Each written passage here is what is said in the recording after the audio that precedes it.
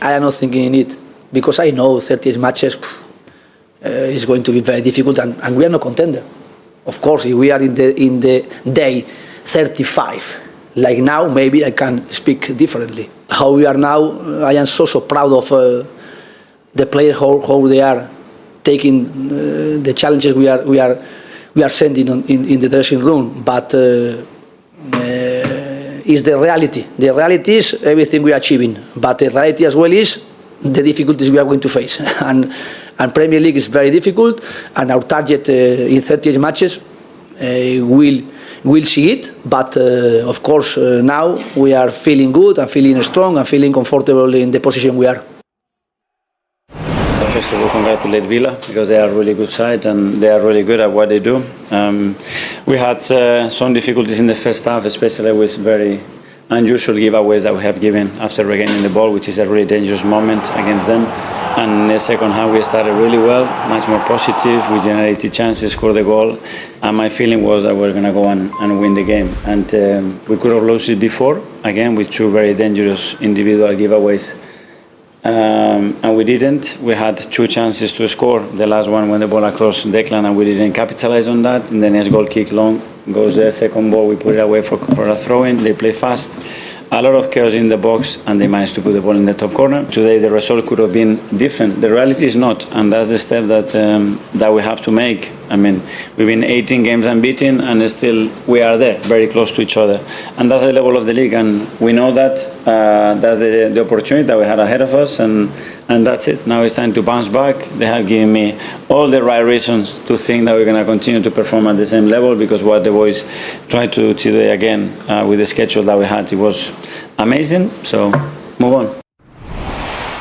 Move on, says Mikel Arteta. I mean, on a serious note, Arsenal have been brilliant all season, so I'm not going to take that away from you at all. There is a message in for you. It says, from Nikki B, how much are we missing Gabby and Saliba right now? Oh, massively. They're probably the best partnership in the world. They've got speed, strength, they read the game really well, they complement each other really well. So, yeah, I mean, of course we miss them. But ultimately, you still got some top defenders that stepped in. So we're not going to make that excuse. Arsenal can't make that excuse. Timber stepped in there. Nkapé plays very well of late. So it's disappointing. It's very disappointing. I feel like there were some changes today. Arteta got it. You felt he didn't get it quite right in the starting 11. I just felt, I mean, especially the Trossard one, I feel like if you can come on at half time, you can start the game. And Trossard's been in fantastic form. I mean, I know he scored today, but he scores really important goals for us. But also, he's a very good team play. He does a defensive work. He gets up there and supports really well. And when he's not playing at the moment, Arsenal miss him. So I was disappointed that he didn't start, and then I was disappointed that Eze didn't play as that number 10. Yes, Odegaard's fit, but I feel like you need to work your way back in the team. It's not a case of if he's fit, he plays, because he's not like better than everyone else. This is not Messi we're talking about. Yeah. We're talking about Odegaard. I just felt that Arteta didn't need to shuffle the team that much today. All right, OK. Let's turn our attention to Nick, who is an Arsenal fan who joins us now live. Good to see you, Nick. I mean, I know you're probably not having a great day, but the fact that City won as well, and quite emphatically, and are now just 2 points off you, how worrying actually is today's result? I'm not that worried. Okay. Look, obviously, we were worried about City. Everyone has to be worried about City. But you're going to all hear all this kind of bottle drop thing about, even our own fans are talking about it. But I'm not listening to that nonsense. I don't think it's a time to panic. We've gone away to a team who are performing very well. And as big of a squad we've got, everyone's going to miss your two. We've got three of our first choice centre-backs that were out. So it's always going to disrupt the flow. It's not an excuse. But it's a big loss, and we looked a little bit shaky, apart from maybe 15, 20 minutes in the second half. And you know what? Even though we weren't playing well, in the last 5 minutes, we could have actually still won that game. So I don't think it's time to overreact. You still won it, or no, sorry, Nick, I can't help you there, mate. It wasn't a good performance. It wasn't. I think we looked fragile. I mean, there was Watkins that could have scored early on. That could have made it, even worse. I don't think that we attacked very well. I mean, I know that Saka, that the goal that Eze scored, that's offside, but we didn't get into many positions like that where what you expect from Arsenal's attacking players. And for me, But that's James, frustrating. Yeah. Yeah, but Jake, of course, we weren't. I'm not sitting here to say we weren't good at all, but it was still 1-1 with 2 minutes to go, and a cross came in from Rice. What I'm saying is, you just don't know. Football's fine margins, and I think if they were that much better, they should have smashed us, but they didn't. So I'm not overreacting. That's all I'm saying. It wasn't good. Yeah, I agree, Nick. I agree. I'm just saying, for me, there's a little concern because there's going to be injuries throughout the season, and I don't think Arsenal can say after spending £1 billion, oh, but we've got Gabriel and Saliba out. Most teams will have to deal with losing their best players. Every team does, right? And all I'm saying is, it's not just the back line. We didn't create hardly anything today.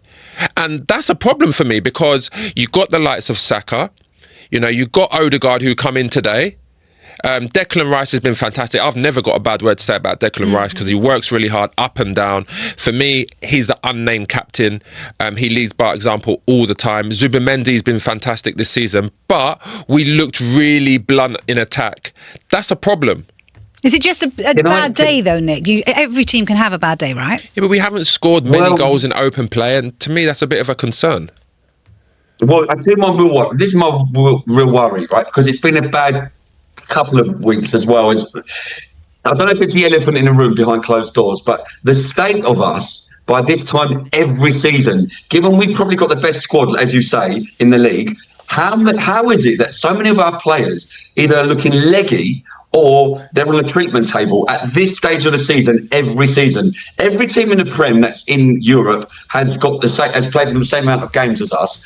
Why is it we seem to run out of steam by December and also got so many of the same soft tissue injuries? Is it something we're doing in training? I did read a post that, in 90 minutes we run the most kilometres. So that's one thing. Mm-hmm. But that's not. Is it training too intense? I mean, you should be working really hard. Players should be conditioned. Yeah, but equally though, Nick's got a point output. because City get it absolutely spot on, don't they? Yeah, but they don't. Galloping in from January onwards. Yeah, but they've had injuries as well from the beginning of the season. But listen, at the end of the day, as a footballer, you are going to get injuries. That's what pre-season is for. Pre-season is to condition your body. You train twice a day and you play pretty much every other day, right? And you condition your body.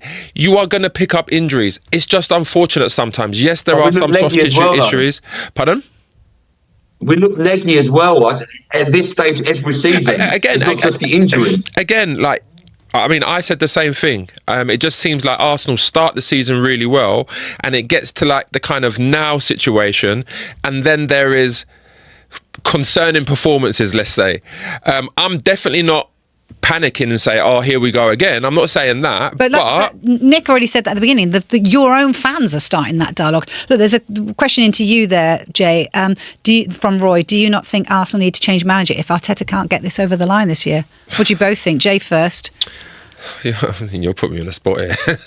I mean, listen to that. I definitely would entertain it if there was a top manager available. If we're talking about a Luis Enrique, someone like that, then I would entertain a conversation. Nick, but I'm you're definitely not going to say. Come in. I'm definitely not going to say right now if he doesn't win the title, he needs to be sacked definitely. But there is a conversation to be had because when you spend that much money. And you've got a strong squad. We've got the depth. Arsenal have got the depth, and then you don't go and win the league. But they're coming second all the time. They're doing all. Nick, come in. Go on. I can't entertain that narrative anymore. I can't. I really can't. What he's done for us, I just can't entertain that because, look, I get it. It'll be disappointing. But you've got to question the players as well in this as well. It's his first ever job as a manager. He's done really well. I think he's going to be one of Europe's top coaches. It took Ferguson 7 years to win it. He's only just got his squad this season. He should win it. I think he will. If he doesn't, I will be very disappointed. I can't have this Arteta out nonsense. Yeah, but one thing I will say, I'm not saying Arteta out. Let me just be clear on that. I'm not saying that. I'm just saying there is a conversation to be had at the end of the season. If you don't win the league, that's one thing. If you end up finishing third, that's another conversation. But all I'm saying is, with the money with the money Arsenal have spent, I don't care about what he's done. I care about now. Arsenal need to perform now. I don't care about 5 years ago taking us from 8th to 5th to 1st. I don't care about none of that. It's about now, Nick. You have to understand that. You always have to update your resume. You can't be in a comfort zone. And there is a conversation to be had if that does happen at the end of the year. We're top of the league. We're sitting top of the league. We've got Wolves next. We've got 3 out of our 4 December games at home, and one of them's Aston Villa, by the way. And you saw with Chelsea like a week ago. Chelsea were our biggest title contenders. Where are they now? Everything can change very quickly. They were never title contenders for me, Nick. They were there. Yeah, I know. They were there, but they're not title contenders yet. Wasn't it? Yeah. But here's a question I have for you, Nick. I'd like to ask you this question.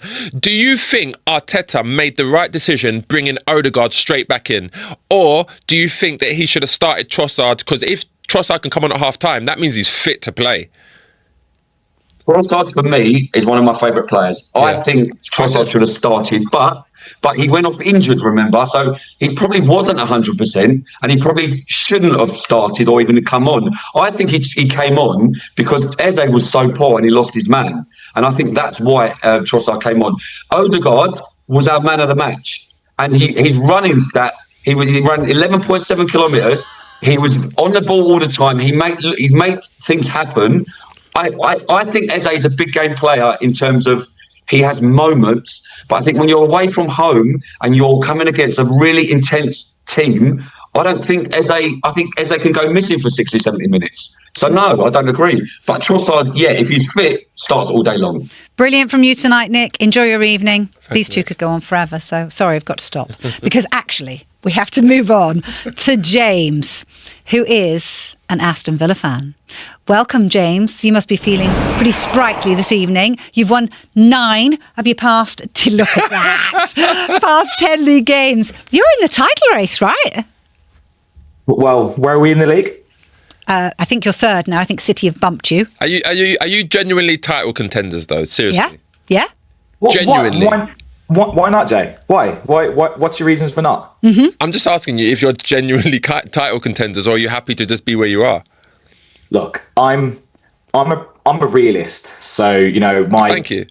My friend Harry was always. Are you happy? Would you be absolutely delighted with top 4, or are you actually title contenders? Because if you come out title contenders, if you finish outside the top 4, are upset. So are you a title contender? If we fish out the top 4, I'm upset. Yeah.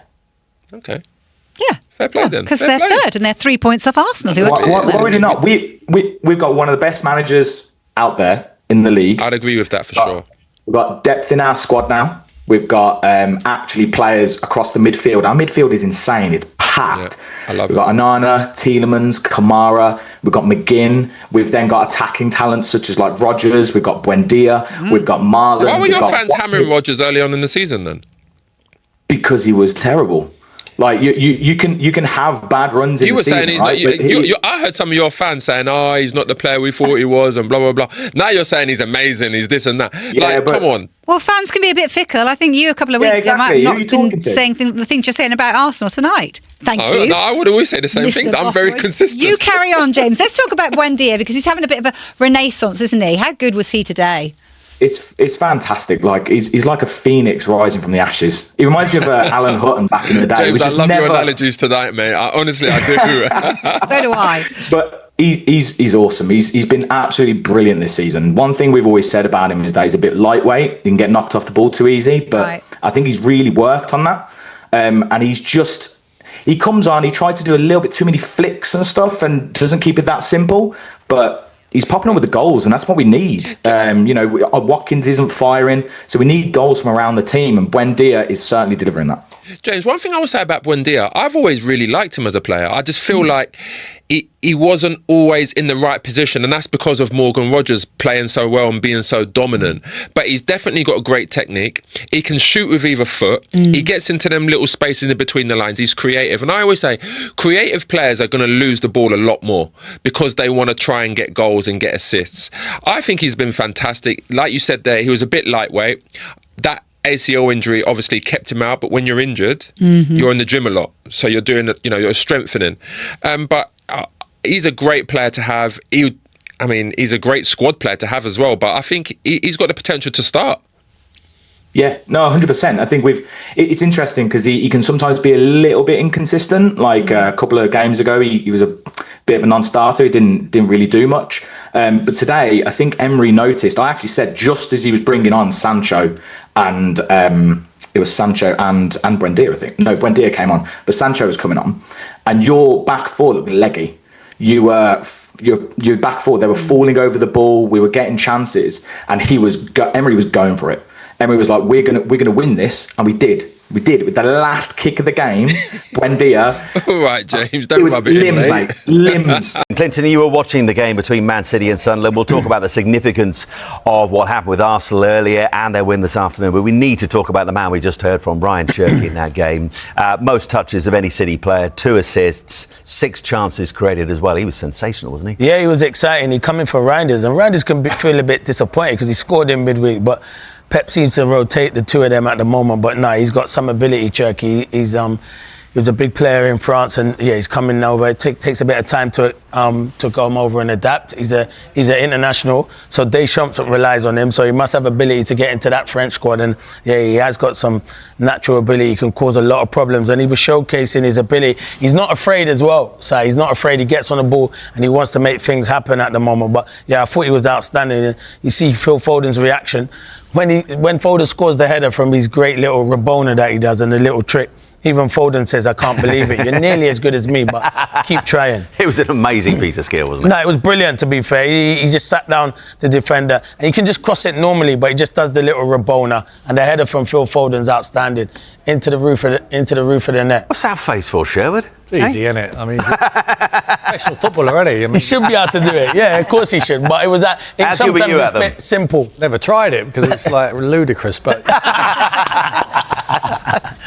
not that I couldn't do it. We need to touch on Phil Foden as well. I mean, his 5 goals in his last route. We talked about him at the start, being back to his very, very best. Yeah. I mean, a little debate about whether he starts for England in the World Cup. He absolutely has to go because he's in amazing form. Yeah, there's no ifs or buts about it. If Thomas Tuchel doesn't take Phil Foden, it's crazy. Something's because wrong. Yeah, but listen, as Merson, Tim and that, we were talking about it earlier on, he's in great form now. He needs to continue that form for the rest of the season because it's come nearer to the World Cup. But if he continues this form, it's Phil Foden that we've seen of previous seasons where he's been outstanding and he won Player of the Year and stuff like that. He's a joy to watch. He's got so much ability, the way he can manipulate that ball. And you know what he's doing now, Si? He's getting into the box and scoring more goals. And it's not a thing we questioned with Phil Foden because we know he can score goals, but he kind of had a drop-off and now he looks like he's back to his very best. Well, since the start of November, 7 goals and 2 assists, which is more than any other Premier League player in all competitions for Phil Foden. He's absolutely flying at the moment.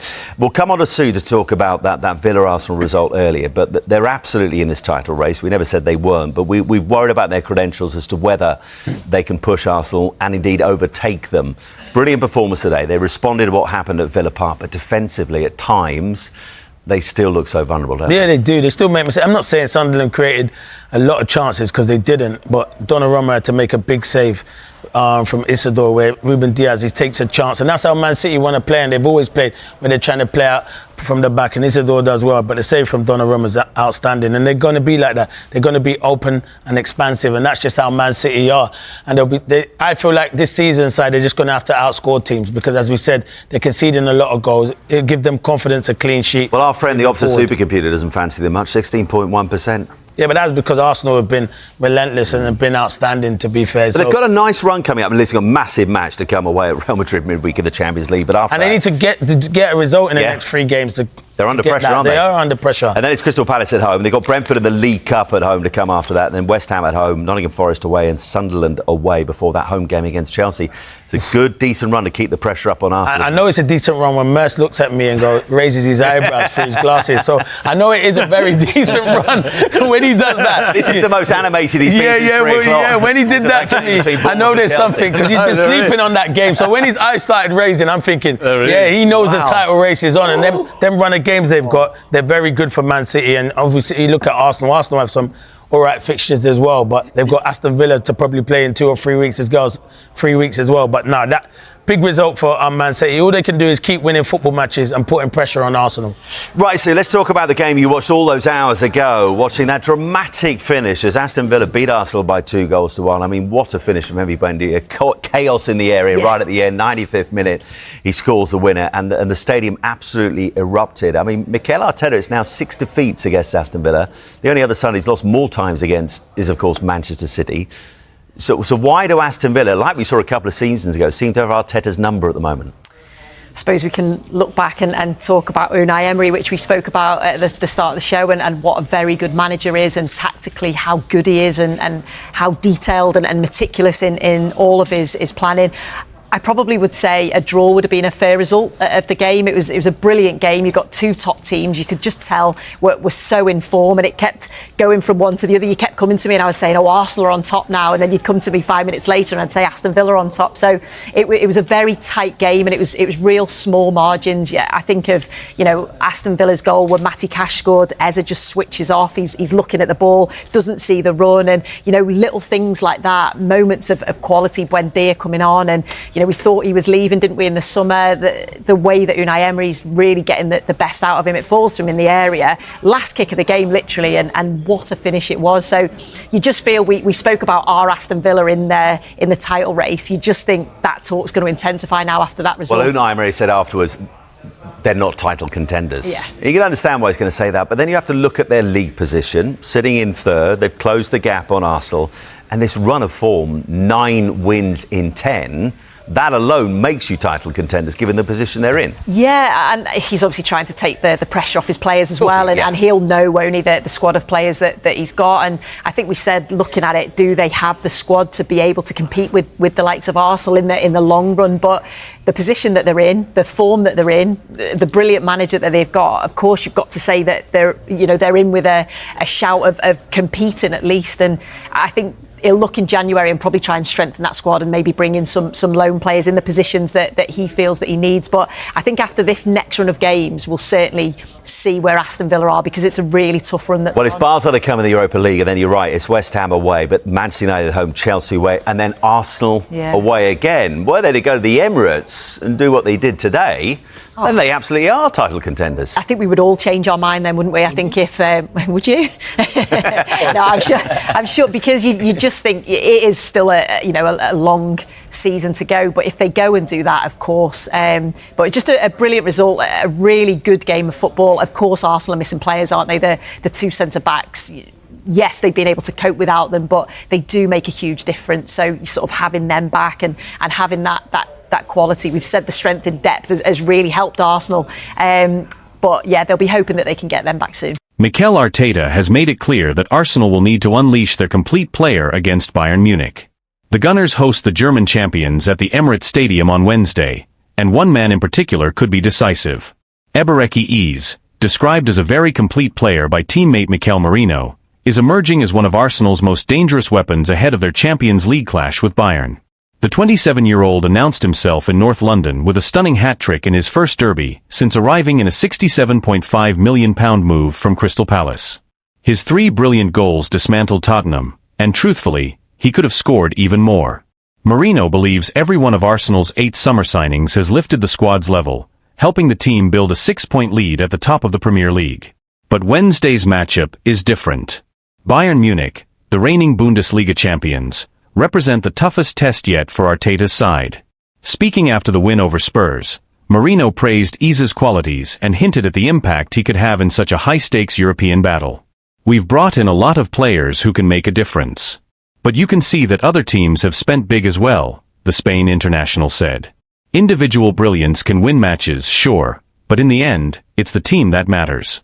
If you have great players who don't connect, that's a problem. The good thing about this group is that everyone thinks about the team first. When asked about Eze specifically, Merino didn't hesitate. I think he's incredibly complete. He can dribble, he can pass, and his technical quality is outstanding. In Spain, we always talk about players who can connect with others. He has that naturally. He grew up with that instinct to link play, move the ball, and build relationships on the pitch. He also has the mindset to get involved, demand the ball, and influence the game. At the same time, he's strong, he can take players on, and he can finish.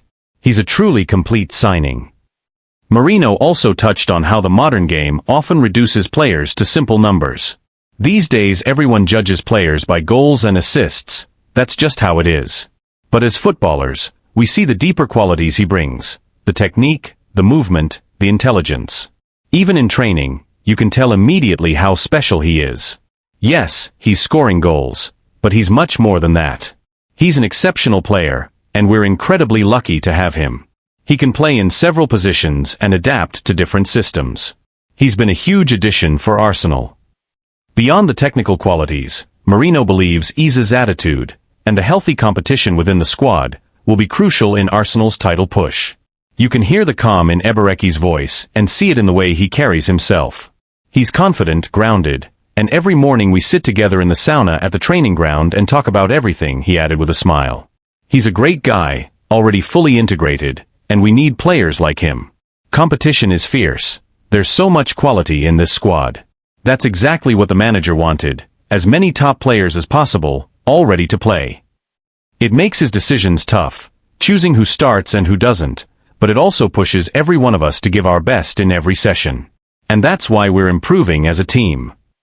As Arsenal prepare for Bayern's arrival, Arteta is facing one of the most delicate balancing acts of the season. The squad is healthy, competition is fierce, and expectations have never been higher. But behind the scenes, there is a growing sense that Iza's versatility and calm presence may be essential against a Bayern side known for controlling the tempo in big European nights. Arteta himself has hinted at Iza's importance without naming him directly.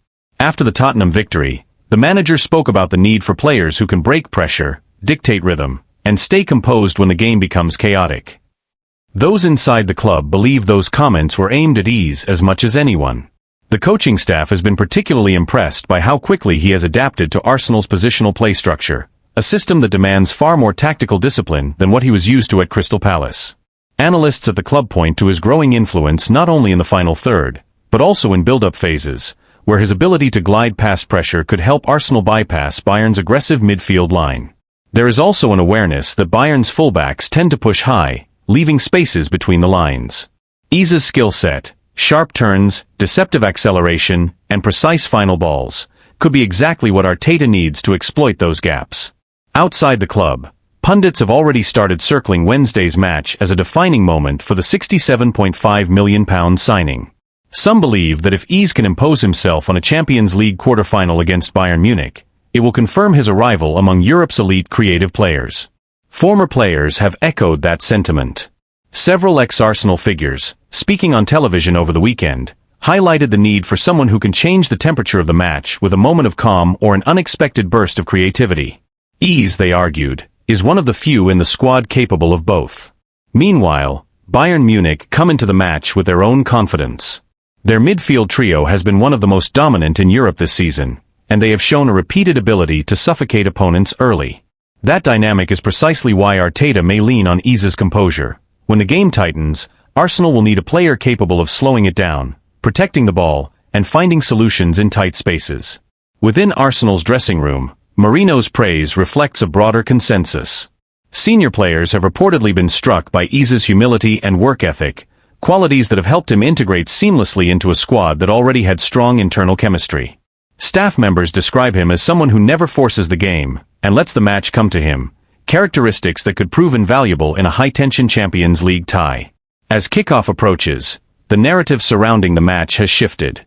What began as a test of Arsenal's resilience has quietly become a spotlight on whether Iza can elevate them in Europe the same way he has in the Premier League. For Arteta, the equation is simple. If Arsenal are to overcome Bayern, they will need more than intensity. They will need control. They will need creativity. And increasingly, they will need the completeness Iza brings to every phase of the pitch. Whether he starts in a wide role as a floating midfielder, or even as an interior playmaker, the expectation is the same. Iza will have to find the spaces others cannot, and influence the game in ways that statistics alone will not capture. The stakes are high, the opponent is formidable, and the spotlight is intense. But within the walls of London Coney, the belief is growing that this is exactly the kind of stage Eberechi Iza was signed for. Martin Odegaard is nearing a return to action after suffering a medial collateral ligament injury in Arsenal's 2-0 win over West Ham earlier in October. Yet, 3.5 years after Mikel Arteta named him captain, the Norwegian finds himself in an unfamiliar position. His place in the starting lineup is no longer guaranteed. For the first time since joining the club permanently from Real Madrid in August 2021, there is real debate over whether he remains an automatic choice for Arteta's 11. Odegaard, now 26, has been central to Arsenal's resurgence under Arteta, the conductor who shaped the team's rhythm through some of their most fluid football. But this season, the Gunners have been forced to navigate long stretches without their captain, first due to a shoulder issue that kept him out of 4 matches in September, and then because of the knee collision with West Ham's Crescencio Somerville that sidelined him again. And during his absence, something significant happened. Eberechi Eze stepped into the spotlight. Eze's sensational hat-trick in the North London Derby has complicated the picture. Now thriving in a central role, the England international has given Arsenal a different kind of presence around the edge of the box. A blend of unpredictability, directness, and two-footed confidence that opponents struggle to contain. He may not control games with the same metronomic precision as Odegaard, but he offers a spark, a willingness to take risks at moments when Arsenal need a jolt of creativity. After such a standout performance against Tottenham, it feels almost impossible to imagine Arteta leaving Eze out. The manager has always had a soft spot for players riding a wave of confidence, and Eze is currently surfing at full height. There was a similar situation back in September, when Mikel Merino was handed a start against Manchester City after scoring 4 times in 2 games for Spain, including a hat-trick against Turkey. Arteta doesn't hesitate to reward form. Eze has carried that form onto the international stage as well, recently scoring a stunning goal for England in a 2-0 win over Serbia in the World Cup qualifiers at Wembley. Though he can play on the left, it has always been clear that Arteta brought him to the Emirates to operate in midfield. And with Declan Rice and Martin Zubamendi near untouchable in the double pivot, the odds of Eze and Odegaard consistently starting together seem slim. That leaves Odegaard in an unfamiliar position.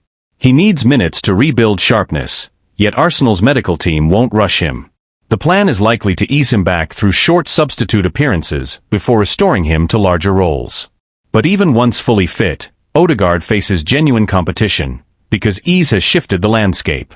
His arrival has raised the team's ceiling, and his performances have earned him the right to keep his place.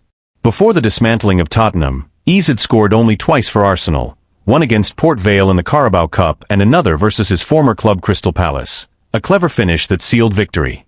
Now with 5 goals across all competitions, he sits just 1 behind Odegaard's total from last season, when the captain made 45 appearances. Odegaard's 2023-24 numbers were outstanding: 11 goals, 12 assists, influence written across every competition. That is the standard he must match again if he wants to reclaim his spot, because Eze is hungry, confident, and eager to impress ahead of next summer's World Cup. Arteta will insist that Arsenal need both players at their best if they are to meet their ambitions in the months ahead. And with Kai Havertz also working his way back to full fitness, potentially slotting into midfield behind marquee striker Victor Gyökeres, the battle for places has never been fiercer at the Emirates. For Odegaard, the message is clear: he must rise to the challenge.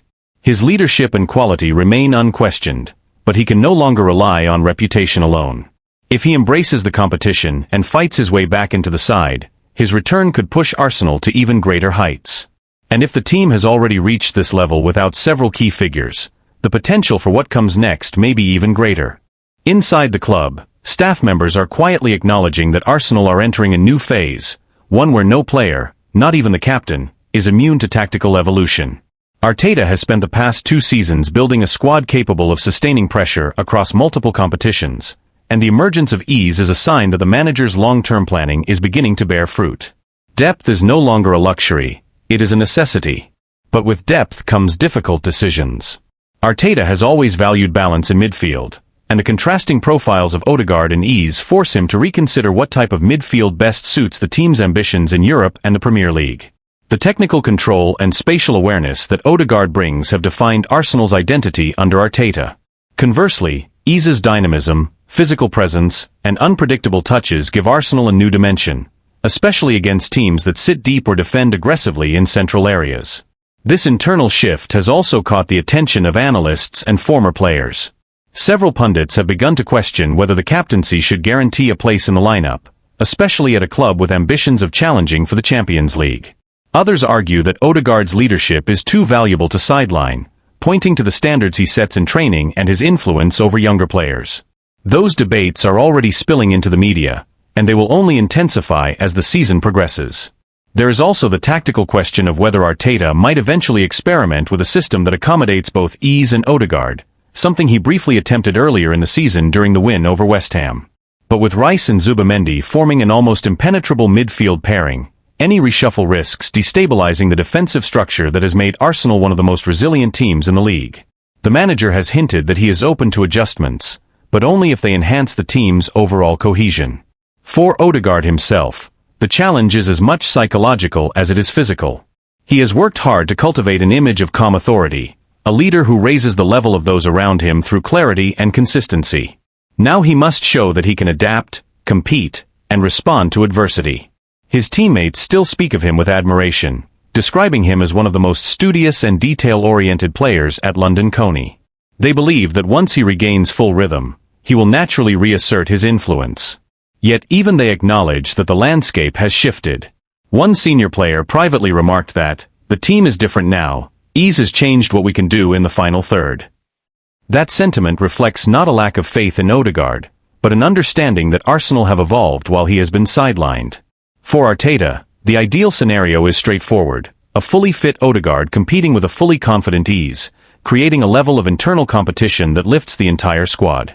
The manager often speaks about the need for healthy tension among his players, pressure that keeps standards high without fracturing unity. The arrival of Victor Gyökeres, combined with the recovery of Havertz, only amplifies that dynamic. Arsenal's season will almost certainly hinge on these midfield decisions. With Champions League knockout matches approaching and the Premier League title race tightening, Arteta must decide not only who starts, but what kind of identity he wants his team to carry into the defining months of the campaign. The next few weeks will reveal whether Odegaard's return sparks a resurgence or a battle for relevance. If he manages to reclaim his place, it could serve as a reminder of why Arteta trusted him with the armband in the first place. If he struggles, it will underline how rapidly Arsenal are progressing, and how little room there is for sentiment at the highest level.